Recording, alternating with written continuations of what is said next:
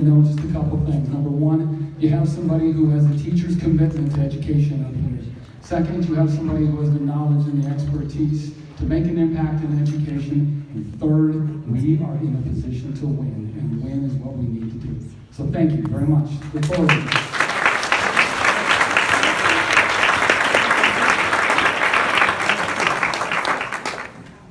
So happy there are so many teachers in the room tonight, because that to me feels like family. I was born of teachers. Both my parents were public school teachers for more than 30 years each. So I know how hard teachers work, and I know how much respect they deserve and how much they're not getting under Governor Ducey in Arizona. And it's time to change. So let me know, Tucson, are you ready for change?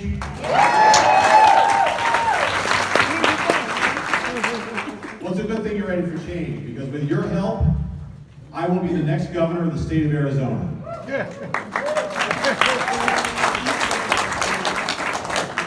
Now, a little bit about me for those of you who don't know me already. You know those murals on Broadway just east of downtown, those big black and white photo murals of people walking down the street in the 50s and the 40s? Those are my murals. I created that by going out to the community and asking for people to send in those photographs taken by street photographers. I invented that way for putting photographs in glazed ceramic tile. I've run my own business, graphic design and public art, since 1991. So I know how to bring the community together, create a project that people embrace, and I know how to run a business. I also have been in the legislature for 11 years, going on 12. So I know the legislative process inside out. On the Joint Legislative Budget Committee, on the Appropriations Committee, I know our budget inside out. Where the money gets spent, where it doesn't get spent. I know the finances inside out as a ranking member of the Finance Committee and the Ways and Means Committee in the House.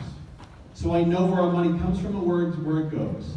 And I can tell you, when Governor Ducey tells you we don't have enough money for education, he's lying.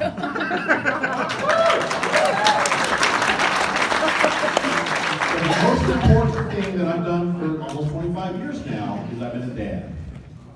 Both my daughters went through TUSD. My youngest daughter just graduated Tucson High, 4 years. And she got a great education, not because of how they have cut our schools and slashed wages, but because of the dedication of the teachers.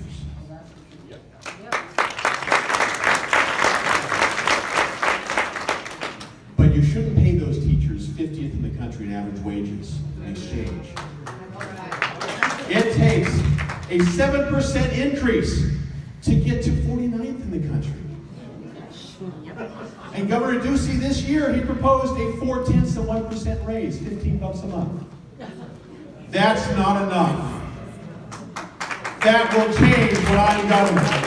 It's time to rebuild our public education system and reward our teachers and make this Arizona the state we love, the great state we know it can be with great leadership. Thank you for being here. Let's do this together.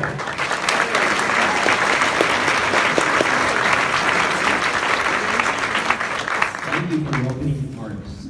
Our first question, what will you do to retain teachers in Arizona? How will you support teachers beyond salary? Well, first off, let's say we'll support teachers beyond salary, but when you're 15th in the country, it's salary. There are more than 1,300 teaching vacancies in Arizona right now. 526 teachers left in the first month of this school year. There are classes doubled up because there aren't enough teachers. There are full-time substitutes taking teachers. Governor Ducey's solution was that 0.4% raise and lowering credentialing requirements. I haven't heard anybody say you want a less qualified teacher in the classroom to solve our crisis. And what happens when you put someone in the classroom without training in classroom management? They're gone within a month. It takes skills to teach a classroom. We have to respect our professionals and demand the most.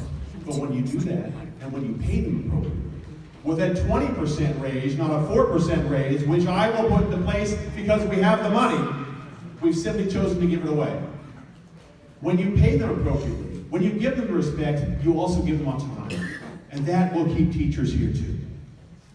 Because when you demand that teachers be trained well, when they're professionals, then you trust them to do their jobs. and you don't get in the way. Teachers need to have more authority to be able to control how their schools are set up, how their classrooms are set up, and how they teach for each individual kid's individual learning style, so every kid has a chance to succeed, regardless of what the latest trend in curriculum may be, and regardless of what the superintendent may be trying to get you to do. Teachers deserve respect and autonomy and pay, and under my governorship, they will get it.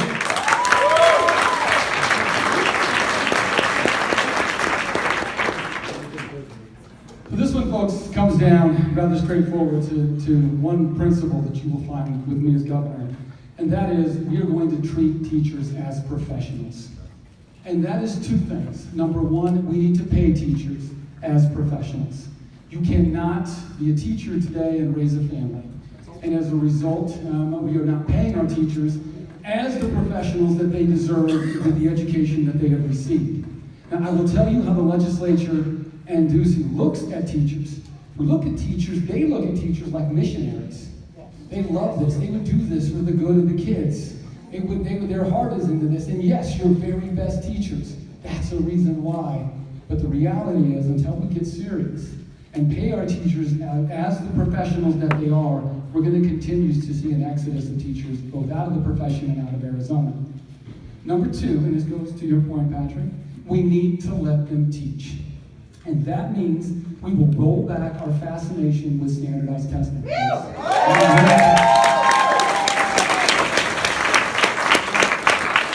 Now, in Chicago, just so you know, I studied psychometrics. Anybody know what psychometrics is? It's actually test development. I never knew it would be this relevant.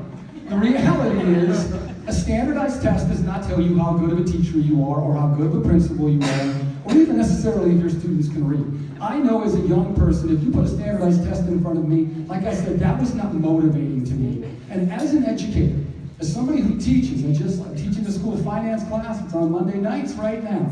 And when you tell me that my job is to get students to fill in a bubble sheet, you take all the joy and creativity around what it means to teach. And so we are going to strike back, and we are going to remove that reliance on standardized testing and put in relevant indicators that care and make a difference in students' lives, and that give you an opportunity to teach.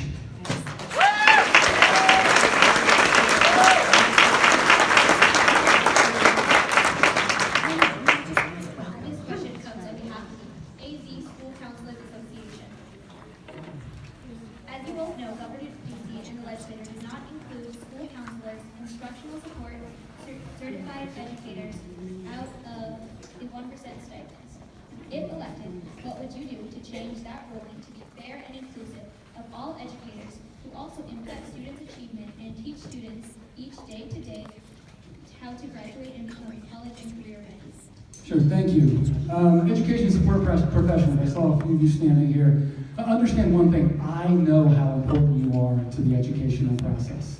The legislature believes that our education support professionals in general, from counselors to therapists to the folks who keep the lights on and transport students to school, they see you as non-classroom expenditures. And those folks haven't been in a classroom or a school in a long, long time. We all know that it is with the help of education support professionals that students are ready to walk into the classroom. And it's particularly important in Arizona. Look, folks, we're a high poverty state. And particularly if you're a student of color, you're likely in poverty. It means our students have more challenges outside of school. And we need education professionals to get them in a position to be successful. One of the reasons I'm standing in front of you is because of a couple education support professionals. When I was in 5th grade, I used to study.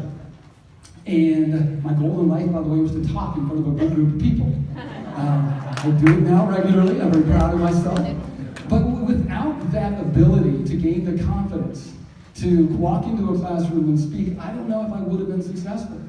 And another reason for you counselors out there, we simply do not have enough counselors to help students out in high school in particular. And one reason I'm standing here, thank you, is because I got a few minutes with a counselor and he changed my life.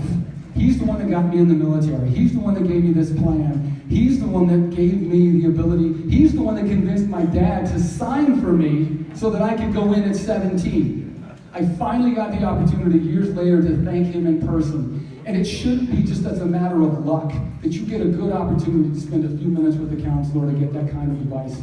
It should be what we expect for all Arizona education students so that they can help them be successful after high school. Thank you.